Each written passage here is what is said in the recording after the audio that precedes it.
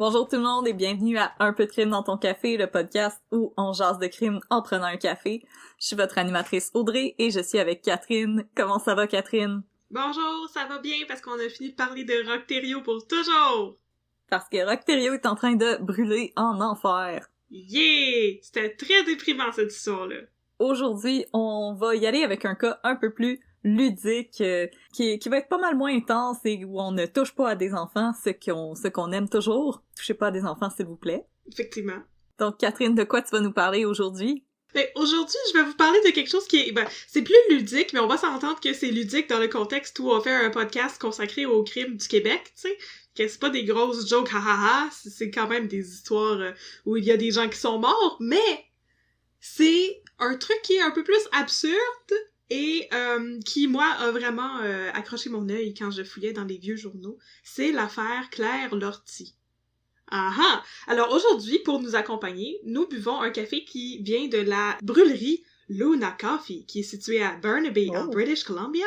Oh! International! C'est pas international, c'est le British Columbia. Je sais. International Canada! Pas le Britain ou le Columbia, le British Columbia. Oh, the best Britain. C'est the best Britain and the best Columbia. Et c'est un café qui a des notes de compote aux framboises et de gaufres belges. Oh! Je vous jure que ça goûte ça. C'est vraiment bon. C'est très bon. C'est sucré, c'est très velouté en bouche, mais c'est pas trop sucré que ça tombe sur le cœur. Bravo, Luna Coffee. Mon Dieu, c'est comme un déjeuner complet dans une tasse. Exactement. Ouh. Alors, je suis prête à commencer. Êtes-vous prête à mettre un petit peu de crème dans votre café? Mes oreilles sont toutes à toi. Alors, aujourd'hui, j'ai une histoire sordide pour vous et plein de détails de cours, parce que j'adore les détails de cours. C'est plus léger que des histoires de mutilation et d'agression, on va s'entendre. D'abord, mes sources sont des vieux journaux que j'ai consultés sur le site de la BANQ numérique. Merci BANQ. Je me suis concentrée sur les articles de la presse, parce qu'il faut bien faire des choix des fois dans la vie, mais j'aurais eu le choix. L'affaire Claire Lortie est un cas qui a été discuté énormément à l'époque et qui a fait couler beaucoup d'encre. Mais moi, je me suis concentrée sur les articles de la presse. Donc, laissez-moi mettre un peu de crème dans votre café. On commence. Première partie, le terrain est vague, puis 5 canuts. Yeah! C'est un beau mix, j'aime ça. N'est-ce pas? Ok, premièrement, mon petit disclaimer, moi je dis 5 canutes, mon chum dit que ça se prononce 5 canuts, mais j'ai pas le goût de l'écouter, fait que 5 canutes, ça va être ça, la prononciation officielle pour l'épisode. Donc notre histoire commence le lundi 18 juillet 1983 à Saint-Sauveur, même pas 5 canutes. Rodolphe Rousseau, 37 ans, est parti en voyage de plaisance en Floride. Et pendant son absence, son amie Claire Lortie, avec qui il habite, elle appelle un expert en excavation du nom de Gérald Pagé pour creuser un trou assez profond sur un lot abandonné situé à Saint-Sauveur. Demande raisonnable. Demande raisonnable. Claire Lortie est une avocate de 33 ans et elle est mère d'un petit bébé de 9 mois. Un tout petit bébé. Oh. Et Rodolphe et Claire habitent dans une maison à Saint-Canute. Yeah! Mais Claire possède un lot à Saint-Sauveur et c'est là-dessus qu'elle fait creuser son maudit gros trou. Alors, elle dit au monsieur d'excavation, je veux que tu me creuses un maudit gros trou dans mon backyard, et Gérald Pagé, qui est aussi le frère du chef de la police de Saint-Sauveur, Oh, ça tombe bien. ça tombe pas mal bien, il creuse le trou, bing bang, il repart avec ses affaires, bon. C'est comme ça qu'on creuse un trou, bing bang. Bing bang, c'est ça. On va se rappeler de notre premier épisode à ça au cochon, la dynamite, ça sert à beaucoup de choses. C'est ça, fait qu'il a juste mis un bâton de dynamite à terre, bang, ça fait un gros trou, puis Claire Lortie était contente. Yes, sir! Le lendemain, Claire Lortie engage un homme du nom de Charles Piché et 4 autres messieurs qui sont tous des amis de Rodolphe Rousseau. Elle les engage pour sortir un gros congélateur de son domicile, qui est situé au 9824 boulevard Saint-Canute à Saint-Canute. Yeah. Le clan Panton était pas disponible. Le clan Panton était pas disponible. Alors, les hommes doivent s'y prendre avec des courroies de déménageurs pour bouger le congélateur, qui est évidemment bien plein et tapé ensemble avec 11 bandes de tape. Alors là, Charles Piché demande à Claire Lortie, est-ce qu'on peut vider le congélateur? Tu sais, il me semble que ce serait bien plus pratique de le bouger s'il était vide. Peux-tu sortir tes pizzas Delicioso, là? C'est un petit peu pesant. C'est un peu pesant, puis là, elle leur répond, absolument pas, si vous êtes pas capable de faire la job, vous aurez pas votre 100$, puis je vais appeler quelqu'un d'autre. Le clan Panton. Le clan Panton. Fait que les hommes se ferment la gueule et ils déménagent le congélateur et ils demandent en riant, tu sais, pourquoi leur ami Rodolphe est pas avec eux pour bouger le congélateur, il a des bras, il pourrait se rendre utile, hein? Maudit tweet! Et ils font même des jokes comme quoi Rodolphe est sûrement dans le congélateur. LOL! Oh non! Oh non! Le 20 juillet, un autre opérateur de machinerie, pas le premier gars qui a creusé le trou, mais bien un autre, bon. Il est engagé par Claire Lortie pour remplir le trou qu'elle avait fait 2 jours auparavant creuser sur son terrain à Saint-Sauveur. Mais mon Dieu, Claire Lortie a créé de l'emploi. Claire Lortie a créé beaucoup d'emplois, elle lui donne 50$ comptant quand il a fini sa job et il s'en va avec son petit bonheur. Mais là, pourquoi remplir tout de suite le trou qu'elle venait juste de faire vider? On le sait pas. Y avait-il quelque chose dedans qu'elle voulait dissimuler? On le sait pas. Mais moi je le sais. Je vais vous le dire. Oh Parce my que God! le lendemain, le jeudi 21 juillet 1983, la police locale de Saint-Sauveur est informée d'un enfouissement douteux. Oh! Je sais pas par qui exactement, mais il y a quelqu'un qui les appelle pour leur des dire... enfouissements legit. Mais cet enfouissement-là, il était douteux apparemment. Ah, parce que les gens étaient habillés en noir puis ils l'ont fait la nuit. C'est ça, exactement. Alors, les policiers se rendent sur les lieux de l'enfouissement douteux qui est, on n'est pas surpris pantoute, le lot abandonné à Saint-Sauveur qui appartient à Claire Lortie. Gasp! Ça disait partout que c'était le lot abandonné, mais tu sais, s'il appartient à Claire Lortie pis qu'elle vient de faire creuser un trou dessus, il est clairement pas si abandonné que ça, là, tu sais. Pas tant. En tout cas. Fait que là, en creusant un trou dans le lot, tu sais, pis en fait, en vidant l'enfouissement douteux, la police trouve le congélateur! C'est un maudit gros congélateur bas, tu sais, pas un frigo, là, tu sais, ça, je veux pas un congélateur. Comme un tombeau à céleri, comme dirait Rock et Belles Oreilles. Ah ah! C'est ma blague de Rock et Belles Oreilles. Mais en fait, là, il s'agit d'un véritable tombeau! Ha! Parce que à l'intérieur, les policiers découvrent le corps congelé de Rodolphe Rousseau, l'ami de Claire Lortie, celui qui pouvait pas aider ses chums à déménager le congélateur. J'avoue qu'il y avait une maudite bonne excuse. Ben oui, pis là, l'affaire qui faisait des jokes de « Haha, Rodolphe est sûrement dans le congélateur! » Haha, ils ont vraiment dû rire jaune après. Ça a backfire. Rodolphe Rousseau est tout congelé et il est impossible de déterminer la cause de sa mort, quoique la congélation n'a pas dû aider à sa vie. On s'entend. Non, j'avoue quand il fait frette. Si, ça fait que c'est... En tout cas, il va dégeler ben vite et l'autopsie pourra être faite. Et ce qu'on sait en attendant, c'est qu'il a un bras qui est quasiment coupé et qui tient au corps juste par un lambeau de chair. Wesh. Un lambeau de chair, c'est jamais une bonne nouvelle. Non, pis ça n'a pas dû aider à sa vie, ça non plus. T'sais, ça pourrait être l'une des causes de sa mort. C'est là qu'arrive la Sûreté du Québec, la SQ. Ta-da-da! La SQ se mêle aussitôt de l'affaire, et les enquêteurs André Mascotte et Gaëtan Rivet sont sur le cas. Ils posent 3-4 questions, comme on fait dans une enquête, et déterminent à qui appartient le lot sur lequel le congélateur se trouve, et ça les mène à Claire Lortie. Ta-da! Ce qu'on savait déjà. Alors, la police arrête Lortie le soir même, fait que le jeudi, tu sais. Elle comparaît devant le coroner et est interrogée par la police et elle leur permet de reconstituer une partie du drame. En tout cas, on sait pas trop. Mais avant de vous révéler ce qui s'est passé avec Rodolphe Rousseau, le congélateur et le site abandonné à Saint-Sauveur, on va retourner dans le passé. Alors, partie 2, la romance, c'est romantique. Oh! Il va y avoir de la romance! Oh! Notre histoire commence réellement 5 ans auparavant, soit en 1978. Claire Lortie est une petite blonde aux cheveux courts et aux grands yeux. Oh. Elle a 28 ans. Elle est avocate en droit civil. Et son bon ami, Rodolphe Rousseau, est un monsieur qui travaille dans le domaine de l'immobilier, je crois bien. C'était pas très clair dans les articles de journaux. En tout cas, il a l'air d'avoir eu plusieurs business ventures dans sa vie. Il est un peu plus vieux, il a 5 ans de plus qu'elle. Et malheureusement, j'ai trouvé aucune photo de lui, alors j'ai aucune idée de quoi il avait l'air. Mais on pourrait s'imaginer peut-être un jeune Patrick Labbé ou Patrick Swayze. Tu me laisseras jamais m'échapper de t'avoir dit que mon premier crush quand j'étais petite, c'était Patrick Labbé. On va toujours parler de Patrick Labbé. Ou Patrick Swayze. Patrick Swayze, c'est un excellent choix. En tout cas, Claire et Rodolphe, c'est basically comme Kristen Stewart et Robert Pattinson. Oh! Le couple de la décennie. Le couple de l'année. Pas vraiment, en fait. Ils ont une relation particulière. assez tumultueuse, parfois romantique, mais d'autres fois pas. Et là, dans les articles de journaux, ça dit que Rodolphe Rousseau est l'amant de Claire Lortie, mais des fois, ça dit seulement que c'est son compagnon ou son ami. On sait pas trop, mais on sait qu'ils ont possiblement été déjà liés romantiquement. Oh! Mais là, en tout cas, lorsque notre histoire commence en 1978, fait que 5 ans avant la mort de Rodolphe, Rodolphe veut acheter une maison à Saint-Canut.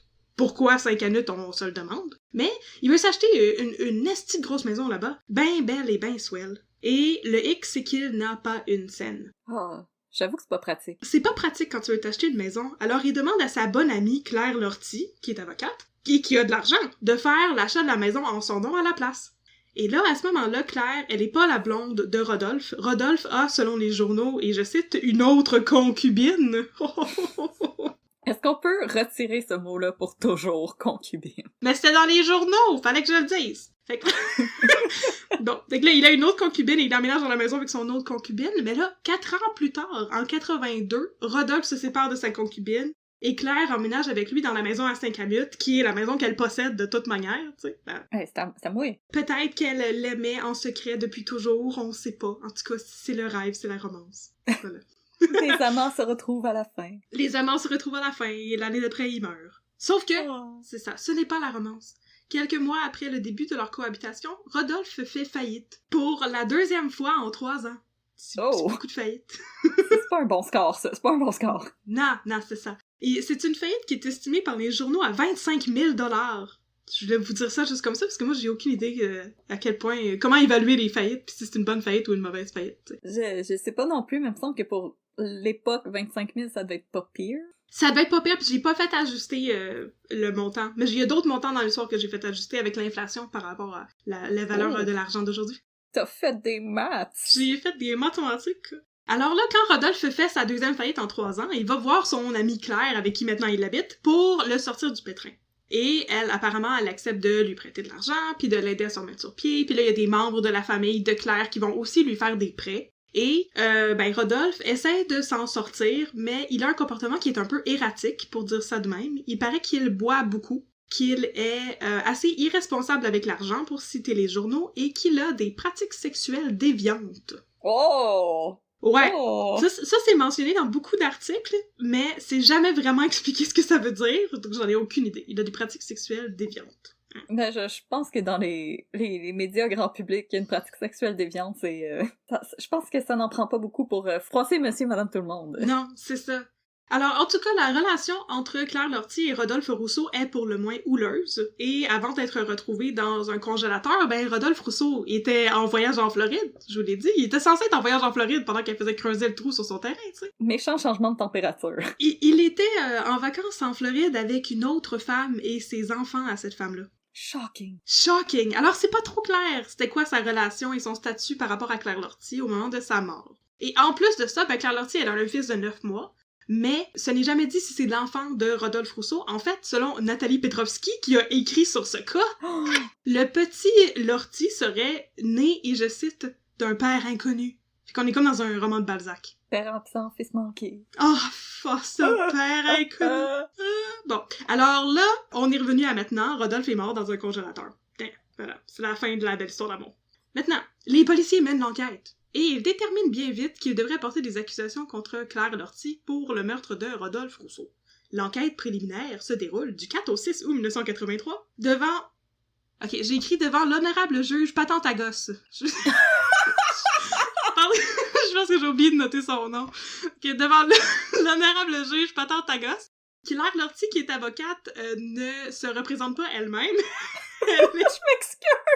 Je pense que j'imagine le sketch de François Pérez parce que c'était comme c'était, tu sais, genre un clown au tribunal. Ok, je m'excuse.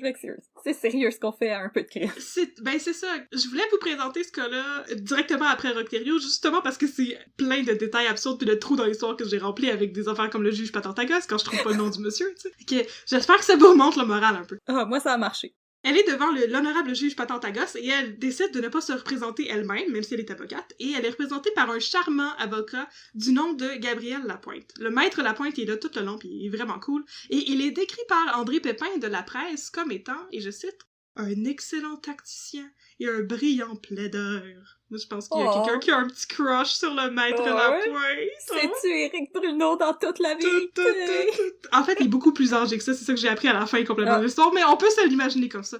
Lapointe demande une ordonnance de non-publication pendant l'enquête préliminaire, ce qui est tragique parce que ça veut dire que j'ai perdu bien du temps à relire les mêmes informations dans les coupures de journaux de l'époque, parce que personne n'avait le droit de publier de nouveaux détails pendant l'enquête. Ouais. Fait qu'il faisait juste résumer le cas sans arrêt. On trouvait un corps dans un congélateur, le congélateur était à Saint-Sauveur, puis c'est ça. Et l'arbre est dans ses feuilles, Marilyn. Ouais. En tout cas, pendant l'enquête préliminaire, puisque les journalistes ne peuvent rien écrire de pertinent, ils en profitent pour détailler l'apparence et les comportements de Claire Lortie à la place. Ah ben écoute. Ils décrivent comment ses cheveux sont placés, fait que là, elle est dépeignée, puis là, des fois elle a l'air triste, des fois elle a l'air confiante, puis des fois elle a l'air forte. Puis là, elle porte des sandales, puis des fois elle porte du mou, puis des fois elle porte des blouses, puis des fois elle porte des jupes. Puis là, c'est tout décrit en détail dans les journaux parce qu'ils ont rien de plus intéressant à raconter, il y a pas de détails qui peuvent sortir. Elle était une fashion icon. Puis à un moment donné, elle se cache la face dans un tricot quand les journalistes essaient de prendre des photos d'elle. Mais là, après ça, tout à coup, elle semble calme et reposée lorsqu'elle arrive au palais de justice pour la deuxième journée de son enquête préliminaire. Fait que là, tous les trucs de jupe, pis de sandales, pis de s'habiller en mou, pis tout, c'est toute la première journée. Oh, Seigneur! Elle avait toute une garde-robe avec elle. C'est ça. Moi, je pense que, bon, dans le journal, faut que tu remplisses ton espace, tu sais, c'est le plus de lignes que tu peux, puis quand t'as rien à dire, puis que tu peux pas spéculer sur le fait que Claire Lortie aurait possiblement tué Rodolphe Rousseau / chopé son bras, ben, tu sais, t'écris ce que tu peux. Hein? Fait qu'une parade de mode. Dans les journaux, puisque c'est ça, on peut rien écrire sur le cas, ben, André Pépin est le monsieur qui avait un crush sur Maître Lapointe. Lui, il écrit aussi à propos de la foule qui vient assister au procès puis les gens qui viennent soutenir Claire Lortie. Parce que veut pas, Claire Lortie était une avocate, qui était une avocate du droit civil, qui était bien connue dans son milieu, qui était respectée, puis il y a beaucoup de ses collègues, puis il y a aussi des membres de sa famille qui viennent lui témoigner leur sympathie. Et il et elle font ça, et je cite, « en bravant l'interdiction d'une matrone et d'un gardien ». Mais là, c'est pas un enfant, c'est quoi l'affaire de matrone? Je sais pas, j'ai pas compris, mais il y avait une matrone dans l'histoire. Okay. Elle s'était perdue dans ce coin-là, pis elle était comme « Hey, petite fille, mange tes légumes! » Fait que là, les gens, ils viennent la voir, ils sont comme « Claire, pis la matrone est comme « Non! » J'ai pas compris c'est quoi. Fait que fait divers, ouais. Il y a une personne qui ne vient pas témoigner sa sympathie à Claire Lortie, c'est Charles Piché, le monsieur qui a bougé le congélateur, parce que le 30 juillet, il succombe à un infarctus. Oh non! Je sais! Il était jeune, le monsieur, puis je sais qu'il était jeune parce que il est allé dans les journaux pour parler du fait qu'il a bougé le congélateur, puis dans le journal, il était en bédaine. Puis il avait l'air d'un monsieur comme de 35 ans avec une moustache en bédaine en train de faire un témoignage à un journaliste. C'était un peu bizarre. C'est comme ça qu'on fait des témoignages aux journaux, en bédaine. C'était un peu spécial. Mais en tout cas, là, il est décédé.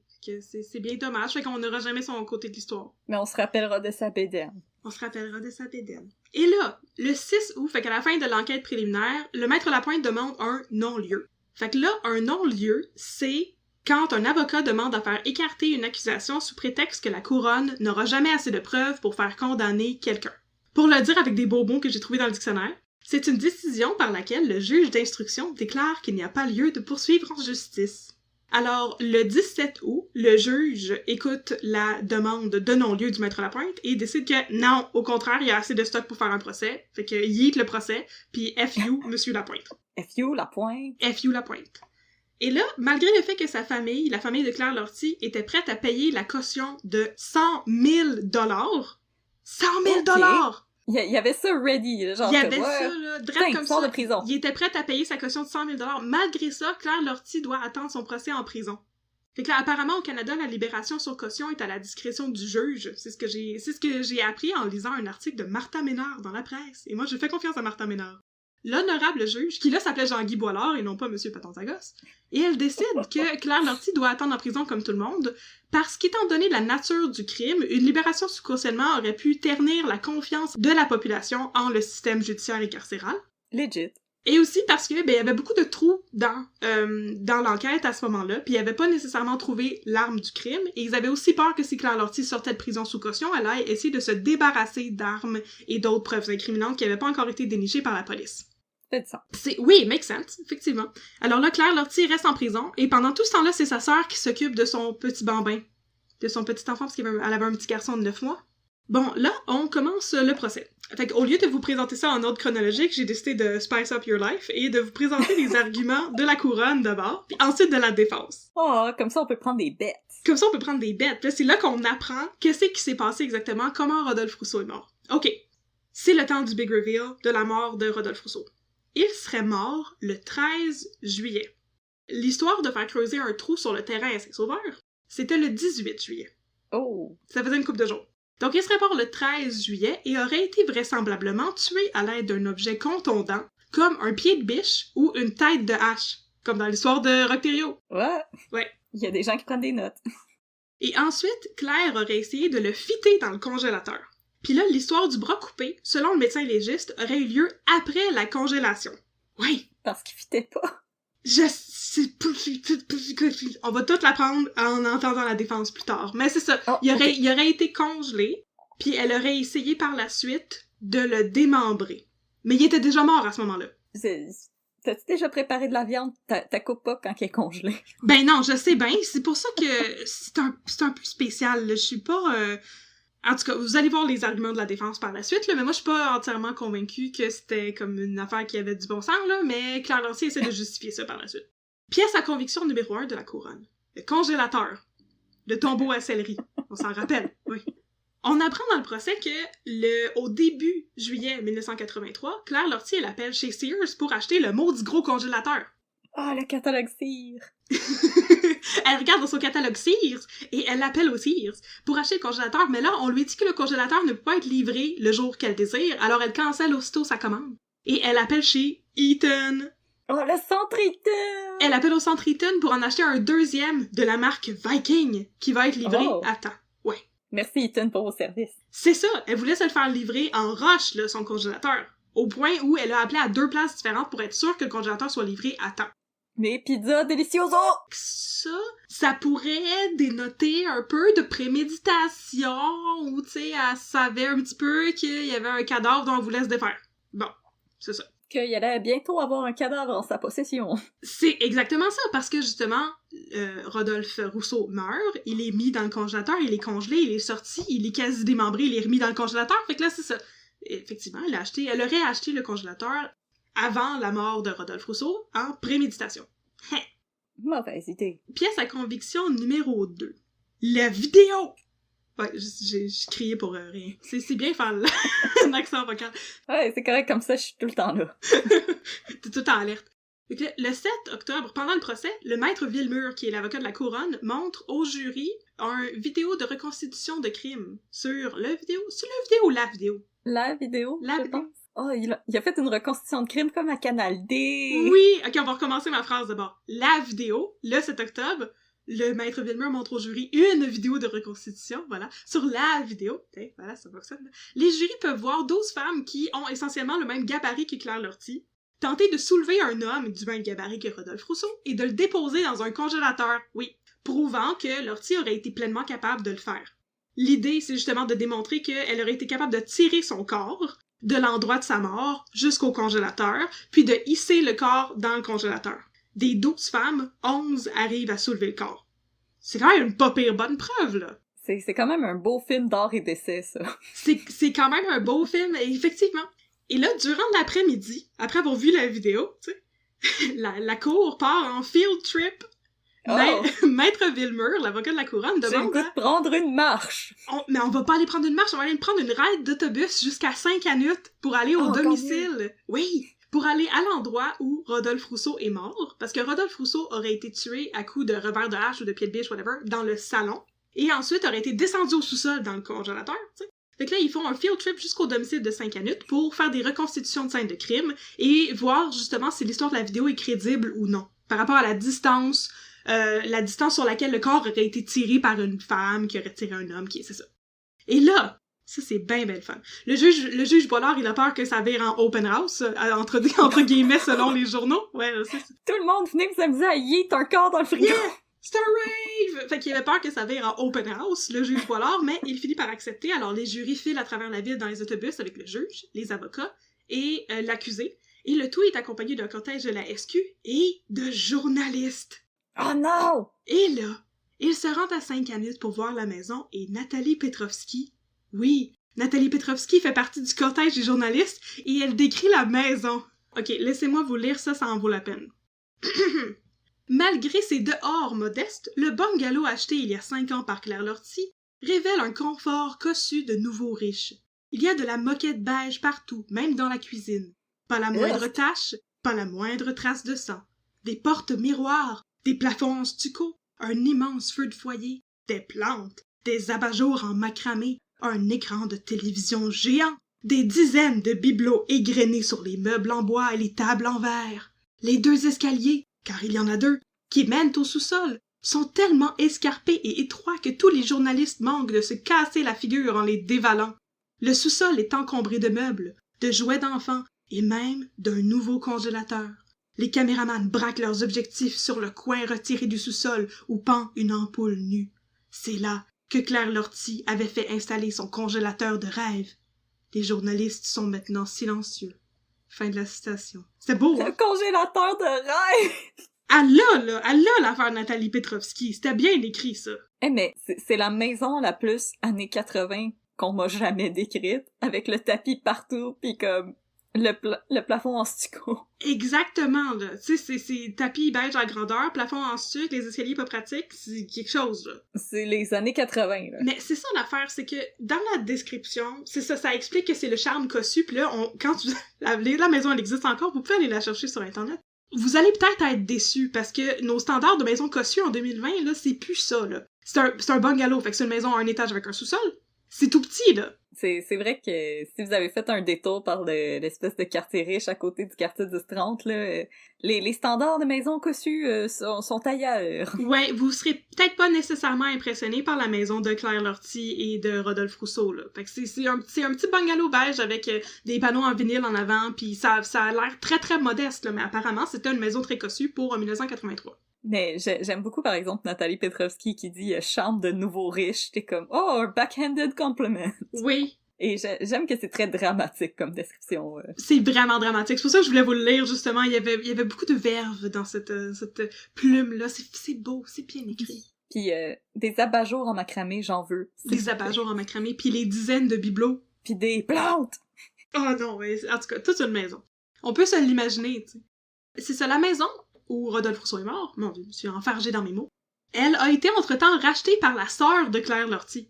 Fait que c'est la sœur de Claire Lortie qui réside dans la maison au moment où toute la cour vient faire la visite. Puis moi, je trouve qu'il y a un petit conflit d'intérêts, là.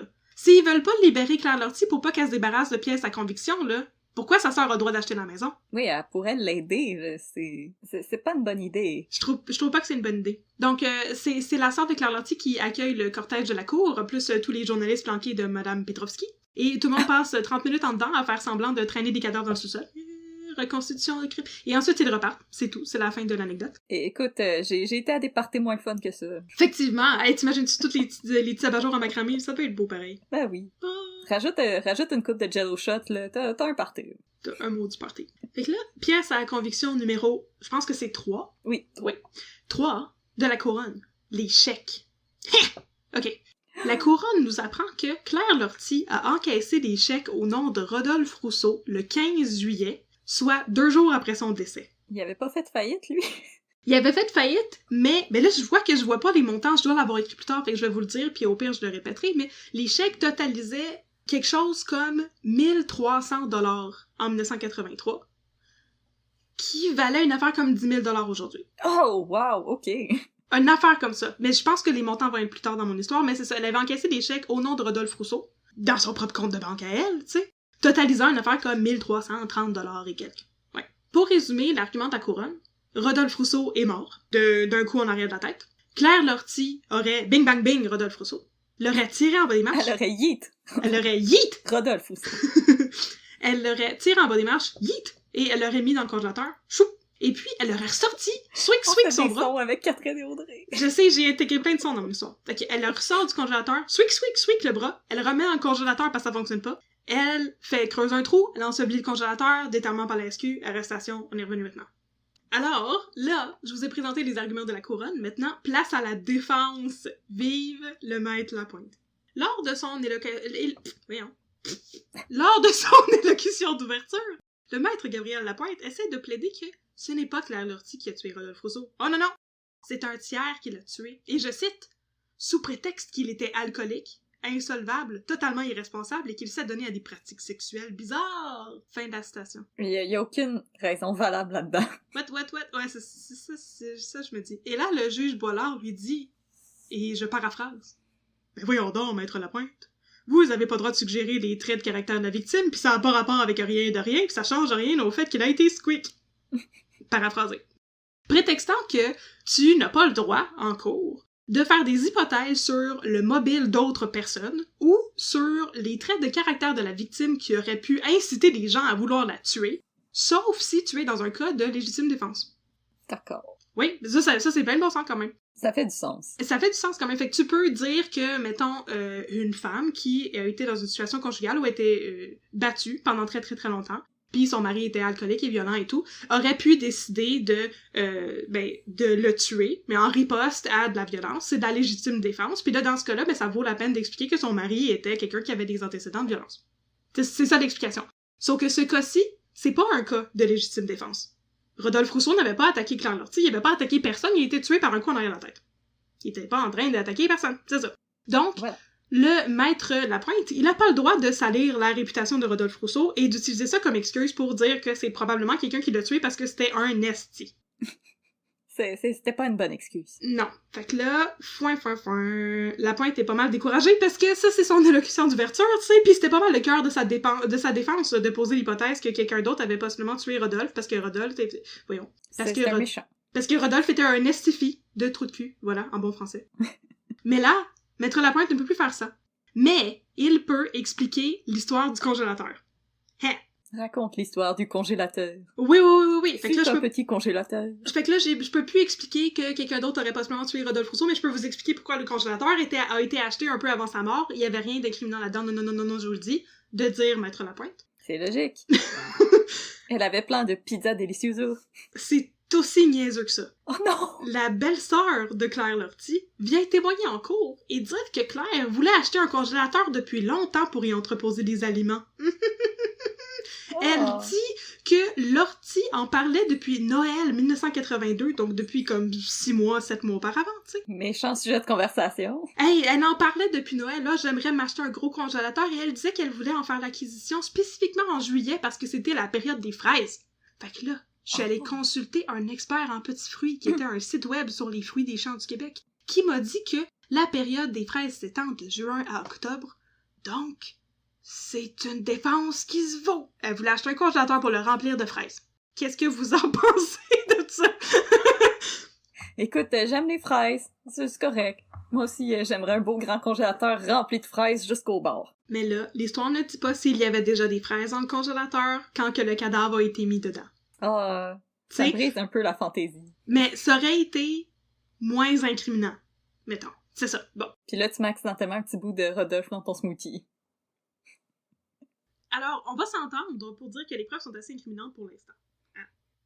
Ça regorge pas bien. Ça regorge pas bien. Elle a acheté un congélateur juste avant qu'il meure. Elle a caché des chèques qui appartenaient à lui juste après qu'il soit mort.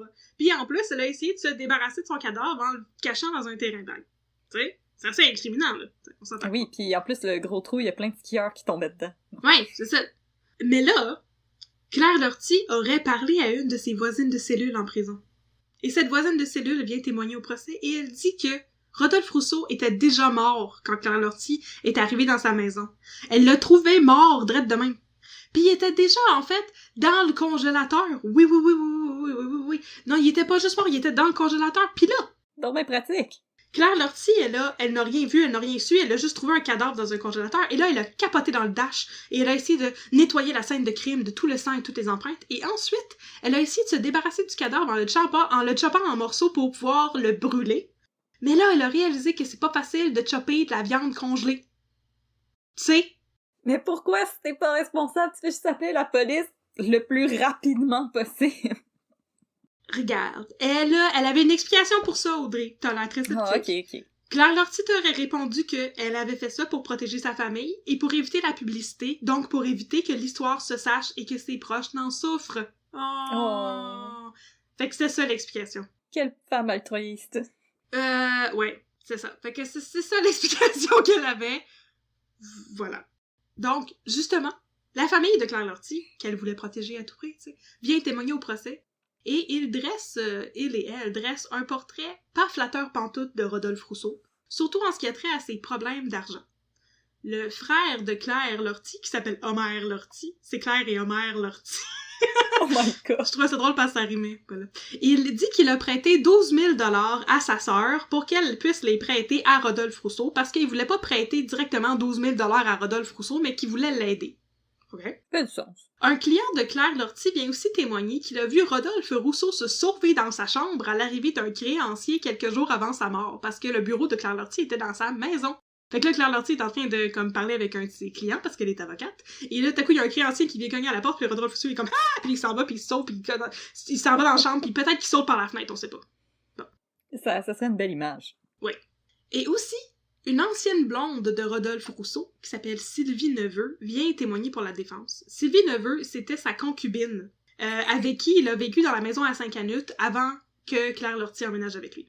Et Sylvie Neveu raconte qu'elle a eu une relation avec Rodolphe Rousseau et qu'il lui a prêté de grosses sommes d'argent.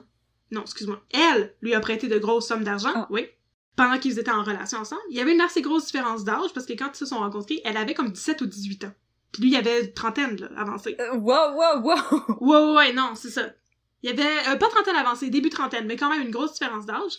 Et elle était comme sa secrétaire pour sa compagnie. Puis là, il y avait toujours des problèmes d'argent, fait qu'elle lui prêtait de l'argent, tu sais. Puis elle lui prêtait de l'argent, il prenait de l'argent, en fait, sur sa paye, tu sais, pour régler ses problèmes de dette. Et qu'en plus de ça, elle faisait sa job à sa place parce que lui, il partait des projets immobiliers puis il les menait pas à terme. Fait qu'il lui demandait de prendre la responsabilité de superviser les projets immobiliers. Ok, quand une jeune fille de 17 ans est plus responsable que toi quand t'as comme mi-trentaine ou trentaine avancée, réévalue ta vie. C'est quelque chose, hein? C'est vraiment quelque chose. Puis elle aurait même vendu son Trans-Am pour pouvoir lui acheter un camion à Rodolphe Rousseau. Ben voyons donc. Ça, c'est de l'amour. Mesdames, gardez vos Trans-Am. Gardez vos Trans-Am pis vos chèques de paye. Là, on comprend que l'idée de Maître Lapointe et la défense, c'est de démontrer que Rodolphe est un tout croche, mais de manière détournée, parce que Maître Lapointe n'a pas le droit de le dire directement. Et qu'il s'est probablement fait zwick-zwick par plusieurs ennemis qui auraient voulu le bang-bang en arrière de la tête avant de le cacher dans un tombeau à céleri. Oh, comme dans Agatha Christie! Oui! Alors, c'est ce qui conclut le procès. Pour résumer, la couronne dit que Claire Lortie a tué Rodolphe Rousseau pour hériter de la maison, qui était en son nom anyway, pour lui voler des chèques totalisant un montant de 1 300 $, ce qui, ajusté pour l'inflation d'aujourd'hui, est à peu près 3 000, pas 10 000. Je suis désolée, c'était pas ça, c'était pas 10 000 par Oh, ok. J'étais comme, oh, l'inflation, wow! C'était bien moins pire. Donc c'est ça, des chèques totalisant un montant de 1 300 $, et la défense, en revanche, dit que Claire Lortie a trouvé un cadavre déjà mort dans un congélateur, déjà là, qu'elle a pas bougé, qu'elle a pas rien fait, et qu'elle aurait essayé de mop up la scène de crime et de chop up le corps pour s'en débarrasser, pour se protéger elle-même et protéger sa famille et son bambin de 9 mois. Yay! Maître Lapointe, le beau Maître Lapointe, il conclut qu'il n'y a pas de mobile clair pour le meurtre de Rousseau. If the glove does not fit, we must acquit Claire Lortie. She does not have a mobile. Alors, est-ce que tu veux deviner qu'est-ce qui s'est passé avec à l'issue du procès? Est-ce qu'elle a été condamnée? Est-ce qu'elle a été retrouvée coupable, non coupable? Bonne question. J'aurais tendance à dire coupable. Eh bien, non. Oh! I know. Le 18 octobre, Claire Lortie est acquittée. Donc, le jury n'a pas trouvé qu'il y avait assez de preuves pour dire qu'elle avait tué Rodolphe Rousseau. Non, c'est pas de sa faute, le cadavre il était déjà mort. Non, c'est ça. Parce que ce procès-là était uniquement pour le chef d'accusation de meurtre prémédité, avec l'histoire du congélateur et tout ça, et que l'histoire du démembrement n'entre pas en ligne de compte, ni l'histoire d'encaisser des chèques qui appartiennent à quelqu'un d'autre. Tout ça, ça va être d'autres procès. Mais pour l'instant, elle est acquittée, et elle doit quand même retourner en prison en attendant son deuxième procès. Le 28 octobre, elle a son deuxième procès, qui était un procès pour entrave à la justice, parce qu'elle avait tenté de faire disparaître une scie, avec laquelle elle avait essayé de chop-chop son bras, une hache avec laquelle elle avait essayé de chop-chop son bras, une mallette, que j'ai pas trop compris, et les pantalons ensanglantés de Rodolphe Rousseau. Oh non, il a retrouvé pas de pantalon! Il était pas de pantalon en plus, avec non! pas de bras, pas de pantalon dans le congélateur. Ça allait donc mal. Ça va pas bien. Il y avait vraiment pas de chocolat, lui. Fait il y avait vraiment pas de chocolat, puis elle avait essayé de faire disparaître toutes ces pièces à conviction-là. Donc elle a plaidé coupable à entrave à la justice. Et même si elle plaide coupable, ben son brillant avocat, Maître Lapointe, convoque des témoins pour prouver qu'il y avait des circonstances atténuantes, mettons. Il convoque un psychiatre qui dit que si Claire Lortie a réagi de la sorte en trouvant le cadavre, tu sais, si elle a décidé de essayer de le chopper puis de tout nettoyer la scène de crime pour plus qu'il y ait de sang nulle part puis plus de traces, là, c'est parce qu'elle a fait une crise d'anxiété aiguë qui entravait ses capacités mentales supérieures. En gros, elle a paniqué. En gros, elle a paniqué et le juge, qui s'appelle François Baudouin, il n'y croit pas une seconde. et elle est condamnée à 2 ans de pénitencier pour entrave à la justice. Le juge met l'accent sur le fait que sa condamnation est punitive plutôt que réhabilitative parce que, il dit qu'il fait ça pour envoyer un message et souligner la gravité du geste commis par Madame Lortie. Ça veut dire, si tu trouves un cadavre, tu peux pas juste mop up une scène de crime pis t'en tirer. Non. Non. Mais là, c'est toujours pas fini l'histoire, là. Mais ça s'en vient, on achève, là. On achève vraiment, ça s'en vient. Ah, c'est correct, je suis suspendue à tes lèvres. Fait que là, le 12-13 décembre, la couronne, avec encore Maître Villemur, dépose de nouveaux chefs d'accusation pour outrage à un cadavre et encaissage de chèque qui n'est pas à toi. Apparemment, la peine maximale pour avoir encaissé un chèque qui n'est pas à toi est de 10 ans de prison et 5 ans pour avoir outré un cadavre. Je trouve ça bizarre, là. Voler des chèques, tu fais plus de prison que de gosser avec un cadavre. C'est spécial pareil, hein. Fait que c'est ça. Faites attention, les enfants. C'est ce que j'ai écrit dans mon script. Restez loin des cadavres et des chèques qui sont pas à vous. Touchez pas à ça, mettez pas vos empreintes là-dessus. Non, mettez pas vos empreintes Essayez pas de le cacher. Non. Fait que là, pour l'affaire des chèques, son avocat essaie de convaincre tout le monde que c'est commun dans un couple d'encaisser un chèque au nom de son significant other. Permettez-moi d'en douter fort, monsieur Lapointe. Fait que là, à l'issue du procès, elle est trouvée coupable d'outrage à un cadavre et d'encaissage de chèque qui n'est pas à toi et condamnée à 2 ans de pénitencier. Elle est libérée en mars 1985. Mais ce n'est pas la fin pour Claire Lortie. Parce que, après avoir été trouvée coupable d'entrave à la justice, elle est menacée d'être radiée du barreau. Ah, ben oui, hein. C'est ça. Elle reçoit une sanction disciplinaire, la radiant temporairement du barreau, le 27 mars 1985, fait que juste après qu'elle soit sortie de prison. Elle est censée être radiée pour 4 mois, mais en fait, je sais pas comment ils calculent les mois, parce qu'elle est radiée jusqu'à la fin janvier 86. Pas 4 mois pantoute, là, c'est quasiment 1 an, là, ça. Sans compter tes vacances pis tes heures de pause. Ah, j'imagine. Mais là, le 27 janvier 1986, le comité des requêtes du barreau de Québec lève les sanctions disciplinaires sur la personne de Claire Lortie pour permettre à l'avocate, maintenant sortie de prison et âgée de 36 ans, de pratiquer de nouveau son métier. Sauf que, le barreau de Montréal porte la décision en appel, citant qu'il y a lieu, et je cite, de remettre en question les mœurs, qualités, conduite et compétences de Madame Lortie. Montréal versus Québec! C'est pas mal savage, là. Ouais, Montréal versus Québec. Puis là, Québec est comme, non, on veut pas vous entendre pantoute. Ils soumettent, le barreau de Montréal soumet sa requête à la décision du comité, le barreau de Montréal soumet sa requête au tribunal du travail. Bon, c'est ça, whatever that is. Et le tribunal du travail refuse de les entendre. Mais là, les procédures d'appel n'ont pas été respectées parce que les juges sont obligés d'entendre tous les points de vue d'une histoire avant de décider si oui ou non ça vaut la peine de la radier ou non. Fait que là, l'histoire retourne au barreau de Québec, là ça fait comme un tour, là, c'est le bureau de Montréal, le comité des tribunaux, blablabla, le comité du travail, puis là ça fait bon.